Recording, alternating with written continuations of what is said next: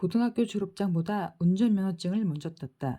수능 시험을 치른 뒤 딱히 할 일이 없던 차에 운전면허 학원 현수막이 눈에 들어왔다.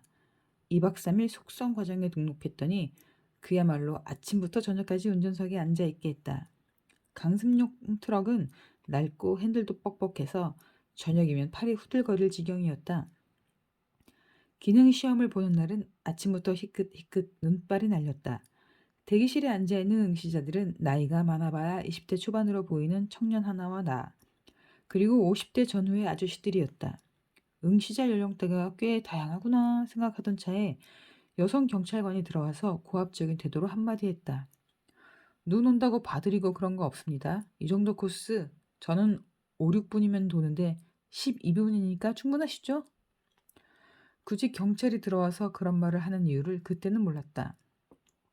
그날 응시자의 대다수를 차지한 중년 남성들은 여러 가지 이유로 면허가 취소되어 다시 따라온 사람들이었다. 단지 그 시점에 면허가 없을 뿐 오랜 운전 경력의 보유자들이었을 것이다.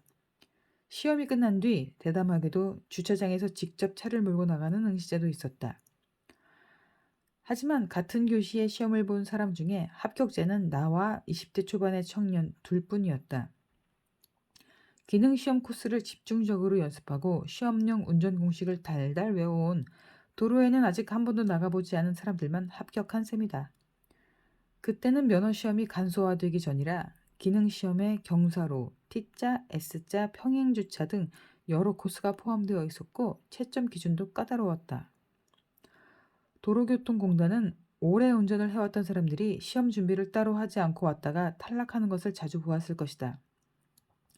그러니 눈 때문에 경사로가 얼었다거나 제한 시간을 늘려달라는 등 그들로서는 성가실 민원을 사전에 차단하기 위해 나름대로 예방 조치를 했던 것이겠지. 운전면허가 있다고 운전을 잘하는 것은 아니다. 갓 면허를 딴 사람이나 면허를 따기만 하고 오래 묵혀둔 장롱면허 보유자들은 운전을 허가받은 부류에 속하지만 운전은 영 서툴다. 그런 의미에서 박사학위는 일종의 운전면허 같은 것이다. 박사학위 보유자를 대상으로 하는 채용 기회에 지원할 수 있고 연구사업 지원 제안서를 낼 기회가 많아진다. 천문학에서는 박사가 되면 천문대에 관측 제안서를 제출할 수 있고 채택될 경우 단독 관측도 할 수 있다. 아직 박사 수료생이던 시절 박사가 아니어도 대학 강의를 할 수는 있었지만 행정 담당자가 시간 강사인 나를 습관적으로 박사님이라고 부를 때 아니 사실은 박사 수료니까 그렇게 부르지 말라고 해야 하나 하는 잡생각을 했다. 전업 박사 수료생. 필요한 학점은 다 이수했으나 방학도 없이 학교에 나오며 언제 졸업할지는 누구도 모르는 상태.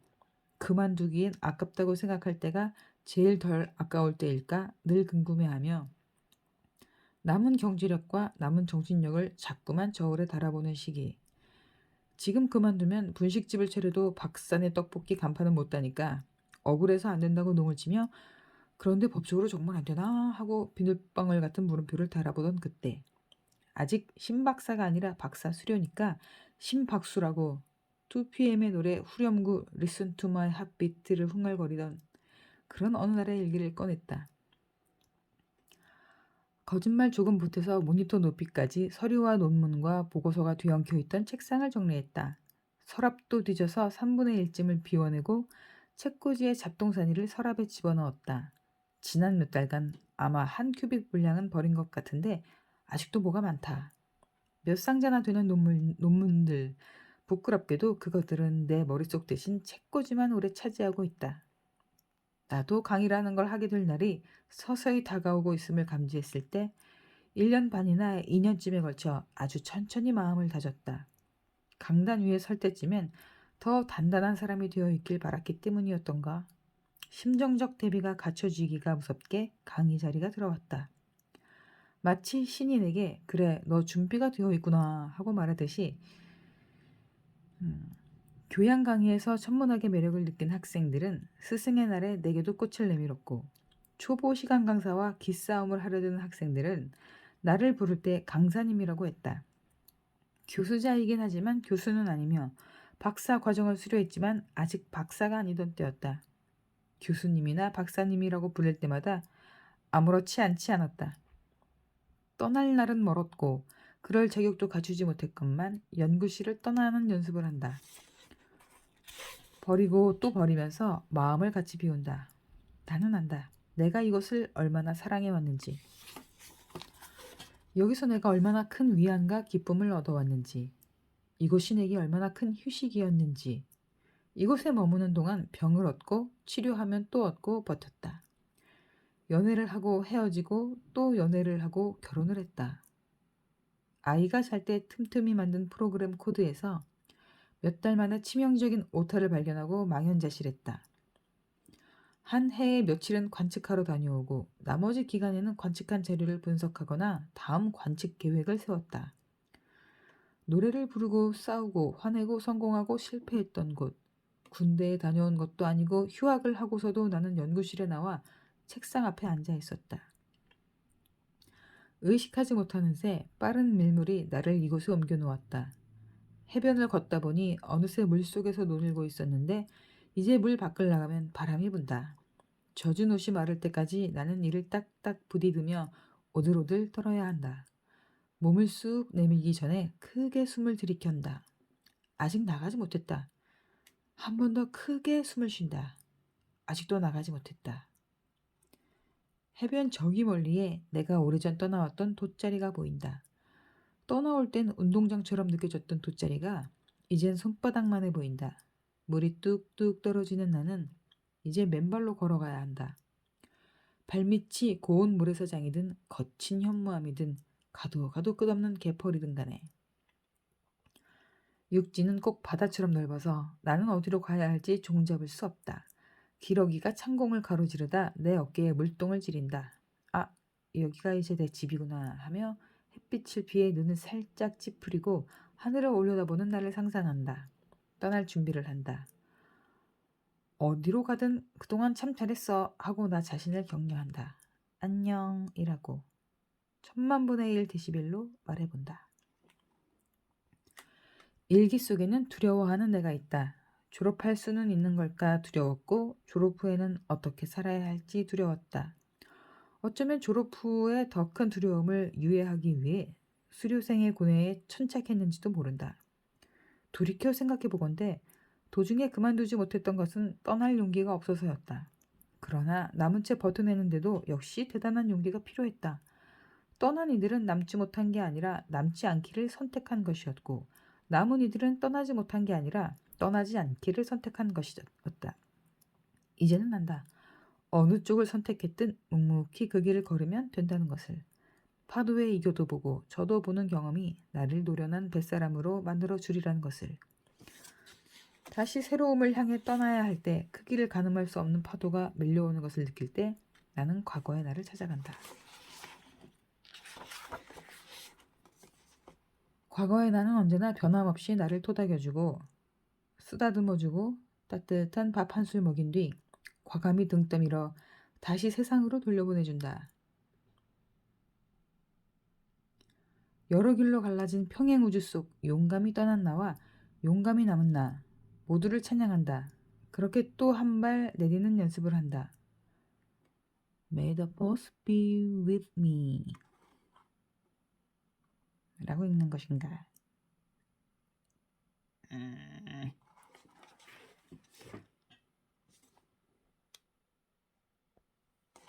박사가 되고 나니 이제는 누가 나를 박사님이라고 부를 때의 복잡 미묘한 감정은 사라졌다. 과장, 차장이나 중령, 대령은 몇 년 후에 칭호가 바뀌는데 박사는 아무리 시간이 오래 흘러도 여전히 박사라고 불릴 수 있으니 세상 간편하기까지 하다. 심지어 죽으면 비운에도 박사라고 새긴다나? 박사가 되는 것은 내 이름 외에 불멸의 호칭을 하나 더 갖게 되는 것이다. 그러나 모든 박사가 훌륭한 학자인 것은 아니며 모든 질문에 학문적으로 옳은 답을 내놓는 척척 박사인 것은 더더욱 아니다. 자, 박사가 되었으니 이제부터 갑질을 시작하지 따위의 상황도 절대로 오지 않는다. 그저 박사 학위는 운전면허 같은 것이라고 너스레를 떨 수 있을 뿐이다. 누구에게나 그렇듯이 삶은 끊임없는 평가의 연속이다. 연구한 내용을 학회에서 발표하면 그 자리에서 곧장 신랄한 지적이 들어온다. 논문으로 써서 제출하면 심사자가 이것저것 고치라고 하거나 이건 논문감이 아니라며 승인을 거절해버릴 수도 있다. 허접한 논문을 제출했는데 운이 좋게 너그러운 심사자를 만나 출판이 되어도 문제다. 내 잘못이 박제되는 결과를 낳기 때문이다. A가 땡땡 연도에 발표한 논문에 의하면 이러이러한 성질이 제한되었으나 이는 B의 영향을 제대로 고려하지 않은 채 성급한 결론을 낸 것으로 보이며 B를 고려해 다시 분석해보면 실제로는 저러저러하다라는 문장이 남들의 논문에 등장해 공개적으로 반박당할 수도 있다. 논문을 심사하는 입장이어도 마음이 편치만은 않다. 논문 심사는 같은 분야의 동료 학자들이 하므로 내가 논문을 투고할 때도 있지만 남이 투고한 것을 심사하기도 한다. 심사자 본인이 스스로 밝히는 경우를 제외하면 보통은 익명을 전제로 하지만 적어도 편집자는 심사자가 누구인지 안다. 그러니 심사를 대충 할 수가 없다. 게다가 편집자 역시 학계에서 활동하는 사람이다. 따라서 내가 논리적으로 예리하며 사려 깊고 성실하기까지 한 그래서 꽤 쓸만한 학자라고 보일 수 있도록 신중을 기해 심사를 한다. 심사자가 2명 이상이면 더욱 신경 쓰인다. 논문에 중대한 오류가 있었는데 나는 발견하지 못하고 다른 심사자만 찾아내진 않을까 내심 걱정된다. 보다 근본적인 걱정거리는 논문의 문제점을 아예 발견하지 못하고 승인해버리는 일이다. 대개는 수년간 다른 학자들이 혼란을 겪은 끝에 오류가 지적된다. 심사평을 익명으로 냈다고 하더라도 나 자신은 스스로에게 가혹한 평가를 내릴 수밖에 없을 것이다. 그런 일은 평생 경험할 일이 없기를 바랄 뿐이다. 연구비를 얻기 위해 사업 제안서를 내도 심사 끝에 일부만이 선정된다. 연구비가 없으면 대형 시뮬레이션을 위해 서버를 구축하거나 값비싼 실험 장비를 구입할 수 없는 것은 물론이요.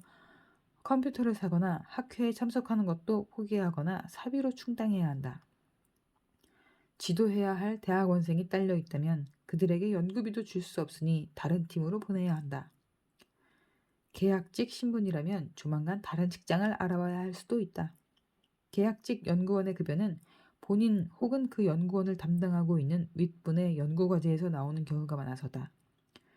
정규직이라도 급여 걱정만 덜 뿐이다. 제안서가 채택된다고 해도 개인 과제라면 사업기간이 짧게는 1년, 길어봐야 3년에서 5년이다. 여러 사람이 참여하는 대형 과제라고 해도 10년 이내다. 과제가 끝날 즈음이 되면 다음 제안서를 준비해야 한다. 관측자라면 여기에 더해 관측 제안서가 기다리고 있다. 천문대의 망원경으로 관측을 하려면 수개월 전에 미리 관측 제안서를 제출해 채택되어야 한다. 여러 사람이 원하는 관측 일자가 겹치면 우수한 관측 제안서를 낸 사람에게 관측 시간이 배정된다.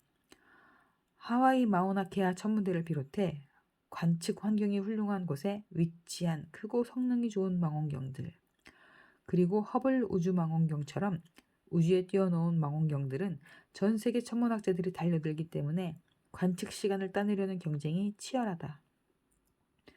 투고한 논문이 승인될 확률보다 하와이의 천문대에 제출한 관측 제안서가 채택될 확률이 더 낮다.